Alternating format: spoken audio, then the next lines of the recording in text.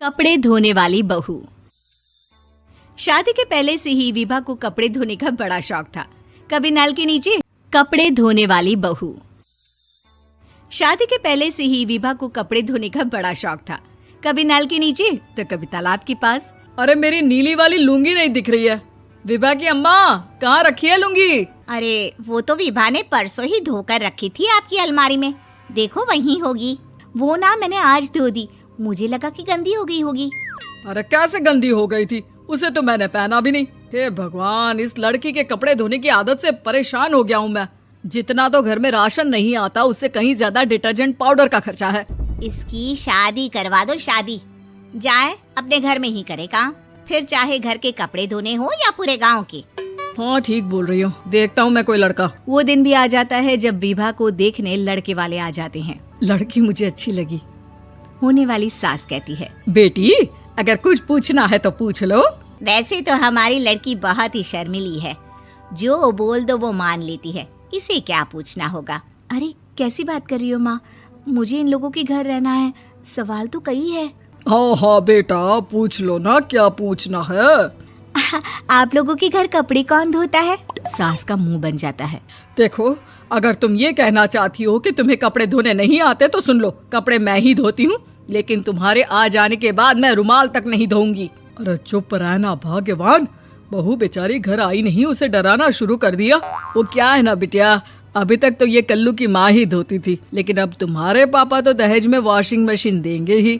तभी विभा की माँ बोल पड़ती है, सवाल भी पूछा तो क्या। वैसे भाई साहब, मशीन की तो फिर भी कपड़े धोने की कैपेसिटी होती है। मतलब जो बिटिया दे रहे हैं ना विभा, इसे कपड़े धोने का बहुत शौक है। ये आप लोगों के क्या, आस पड़ोस गांव मोहल्ले सबके कपड़े धो दे और उफ तक ना करे।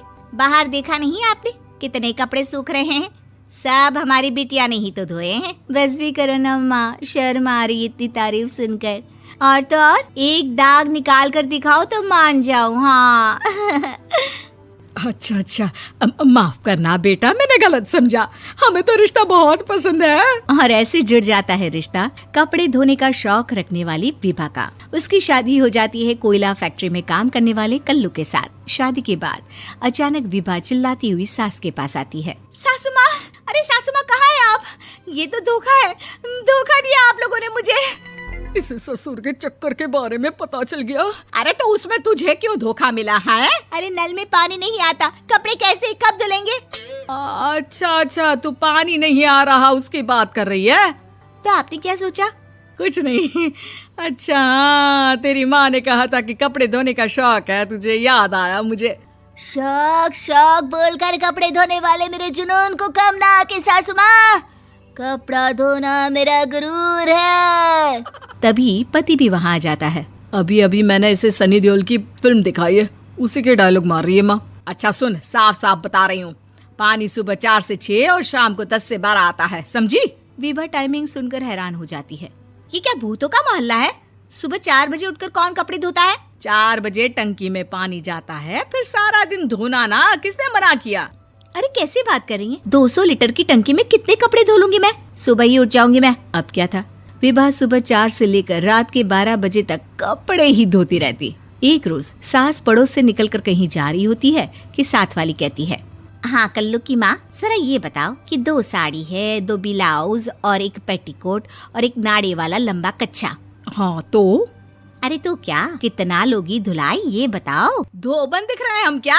हमारे पति सरकारी नौकरी से अभी रिटायर हुए हैं और बेटा सुपरवाइजर है कोयला फैक्ट्री में। धोबन समझ रखा है हमें। हाय रे कल्लू की अम्मा, माफ कर दो, वो तो मोहल्ले में यही सब बता रहे थे कि तुमने बहू को कपड़ा धुलवाने के काम में लगा दिया है। सास को पड़ोसन की बात सुनकर गुस्सा आ जाता है। वो घर पहुंचती है जहां घर के बाहर ही इतने सारे कपड़े सूख रहे होते हैं जितने कि किसी धोबन के घर पर। अरे ओ कल्लू की दुल्हन, बाहर निकल। माँ जी यहीं आ जाओ, बाथरूम में चादर धो रहे हैं हम। अरे अभी हम धोते हैं, तुमको बाहर निकलो। ये आस पड़ोस वाले बोल रहे हैं कि हम बहू से कपड़े धुलवा कर उसे कपड़ा धोने वाली बना दिए हैं। अरे छोड़ो ना माँ जी, किन लोगों की बातों में आती हो?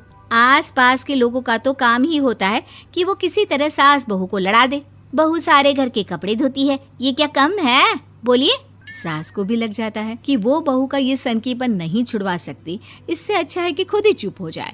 एक रोज सास और बहू मंदिर जाते हैं, जहाँ सास की साड़ी वहाँ खड़ी भीख मांगने वाली से मिलती है। माँ जी क्या बात है, आपकी साड़ी उस भिखारन से कितनी मिल रही है ना? हाँ हाँ देखो तो, दोनों की साड़ी मिल रही है। क्या बात है कल्लू की अम्मा, तुम खुद को तो अफसर की बीवी बताती हो और ऐसी सिंपल सी प्लेन साड़ी पहनकर घूमती हो। सिंपल और प्लेन नहीं है ये साड़ी। तो क्या सोने के धागे से फूल बने हैं? कुछ भी सासू माँ, कुछ भी। हाँ, बने थे इस साड़ी में सोने के धागे से फूल। मेरे पति लेकर आए थे मद्रास से स्पेशली मेरे लिए 10,000 की। ताहे भाई साहब इस भिखारन के लिए भी सेम टू सेम साड़ी लेकर आए होंगे 10,000 की। सास उस वक्त तो कुछ नहीं कहती, लेकिन बहू के साथ घर आती है और अलमारी से एल्बम निकाल कर लाती है। ये साड़ी देख रही है, ये वही साड़ी है जिसे मैंने अभी पहना था। इस साड़ी में ये जो चमकदार फूल दिख रहे हैं ना, ये सोने के धागों से काढ़े गए हैं। लेकिन तू लोकल वॉशिंग मशीन ब्रश से घिस घिस कर सारे फूलों को निकाल कर साड़ी प्लेन कर दी। मुझे माफ कर दीजिए सासू माँ। और तो और, जब मैंने तुझे तेरी गलती के लिए कुछ नहीं कहा, लेकिन तूने तो सबके सामने मेरा मजाक ही बना दिया। क्यों? बहू को समझ में आ जाता है कि अब से उसका कपड़े धोना बंद।